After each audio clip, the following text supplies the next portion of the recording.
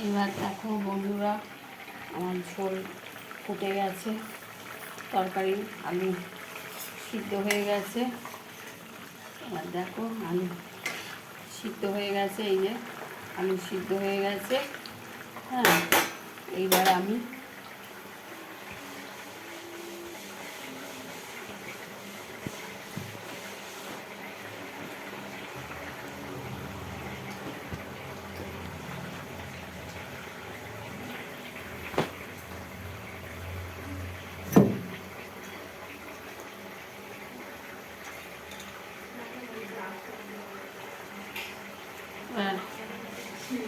আলু সিদ্ধ হয়ে গেছে।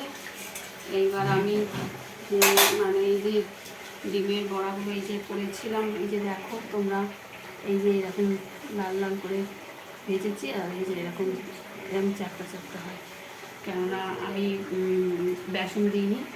বেসন দিলে কীরকম একটা বেসন হয়ে যায়, ওই জন্য আমি এটা মানে ডিম আর সয়াবিনই দিয়েছি, বেসন দিইনি, যাতে ডিম আর সয়াবিনের একটা ভালো ফ্লেভার আসে, সেই জন্য। এরকম আমি এবার এইটাকে দিয়ে দেবো, তোমরা দেখে নাও, আমি এইটাকে দিয়ে দেবো।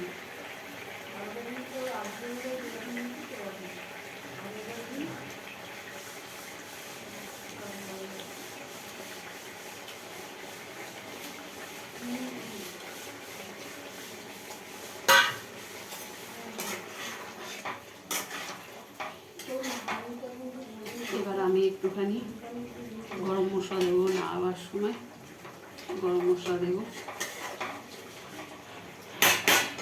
তোমরা এটা করে দেখো, খুব সহজ করে রান্না। আর আমি পেঁয়াজ রসুন মানে আমি আদা রসুন মানে বাটি না, আমি এইভাবে আদা রসুন আমি করি। আদা রসুনটা আমি বাটি। দেখো একবার, এইবার আমি এই যে গরম মশলা দেবো একটু, এই যে দেখো, এই দেখো, এই যে গরম মশলা, এবার একটু গরম মশলা দেবো।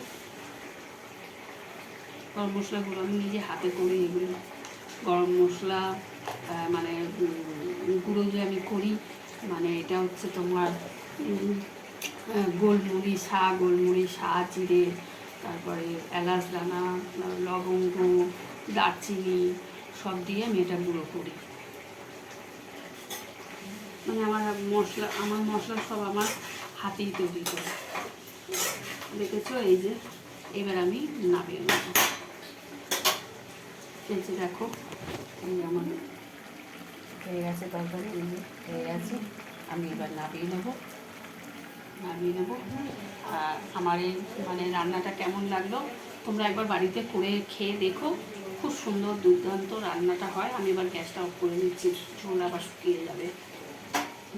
তা সেই দেখবে কীরকম রান্না এটা মানে হয়, দুর্দান্ত খেতে লাগে। এটা একবার বাড়িতে করে দেখো, একবার ট্রাই করে দেখো রান্না করে। আর মানে এইগুলো দুর্দান্ত, মানে খুব সুন্দরই খেতে লাগবে। আর আমার এই মানে এই যে রান্নাটা কমেন্ট করো, আর তোমার একবার শেয়ার করে দিও, আর একটা লাইক দিও। রাখছি, টাটা।